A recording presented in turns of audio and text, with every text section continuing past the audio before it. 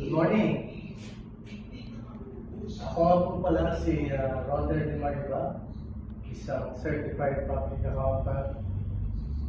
At andito tayo ngayon sa RDD, House of Health and Beauty Trading International Corporation. Bali po, ito yung pangalawa ko pong pinagkakaabalahan. Yung una, yung Certified Equipment Trading Corporation, yung po yung importer ng agri, marine, industrial, construction, irrigation, drone, fertilizer, sprayer, machineries, equipment, spare parts, and after-sales services. Okay. So, ano po yung may babahagi po sa inyo? Bali, kung ako ay makakagawa ng miracle, gusto ko po na yung mga street dwellers ay magkaroon ng normal na buhay. Gusto ko rin po yung mga senior citizen, mga PWDs, solo parent, magkaroon din ng extra budget para sa kanilang pang-araw-araw na gastusin. Okay? So, anong relasyon nito dito sa RDB? Bali kasi, so hindi na natin kailangan ng milagro.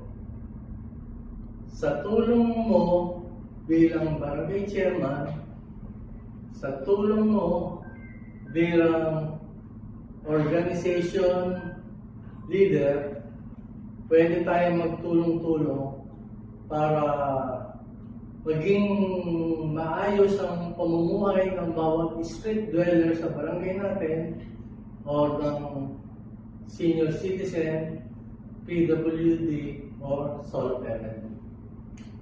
So, paano natin gagawin to? Ang una natin gagawin, imamapping natin yung, for example, senior citizen. No? Let's say, yung senior citizen,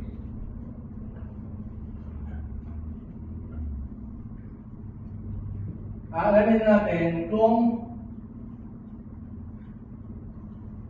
ilan sa kanila yung handang tumulong. No? Giver. No? Tapos, ilan sa kanila yung nangangailangan ng tulong. No? Example. Let's say, kagaya ito sa Barangay Burgos, ang members nila nasa 100. Ang receiver doon, mga 70. Ang giver, 30. No? Ngayon, ang gagawin natin, itong 30, pag may member natin ng starter package ng RTD. So, magbabayad sila ng 1,680. Okay? Ngayon, bawat isa bubuo ng 10 KKK. So, ano yung KKK? Kasama, kasangga, kanegosyo. Bakit sinasabing 10 KKK? Kasi ito yung talagang makakasama nila para tumulong sa iba at para tumulong din sa pamilya nila. No? So, anong mangyayari? Pag nakabuo sila niyan, let's say month 1 from joining, kikita sila ng 4,000. No? Siyempre, itong 10 na to,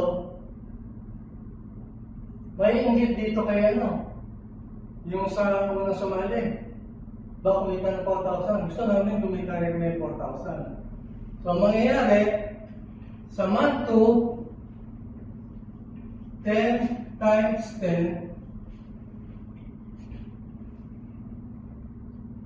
equals 50 equals 100. No? Divided by 2, 50 times 200. Yung 200 yun yung pairing bonus. Ang kikitain niya, 10,000 na. No? Pagdating sa monthly, 100 times 10 equals 1,000 divided by 2, 500 times 200 equals 100.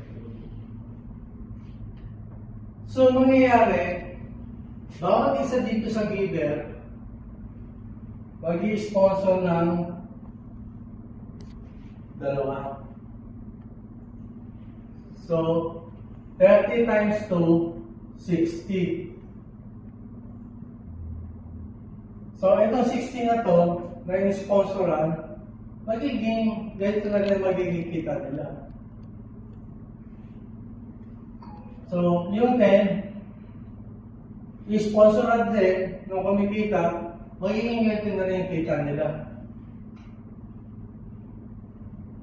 So, from senior citizen, pwede lumipat sa PWDs, then solo parents, then total, etc. So, itong barangay na uunahin natin, siya yung magiging model barangay. Then later on, lahat ng kasama ng barangay sa parish church, i-introduce din natin sila dito.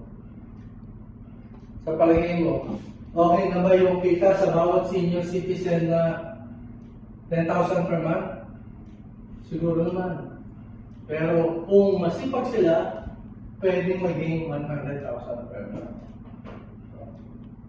So, yun lang po. Maraming salamat po.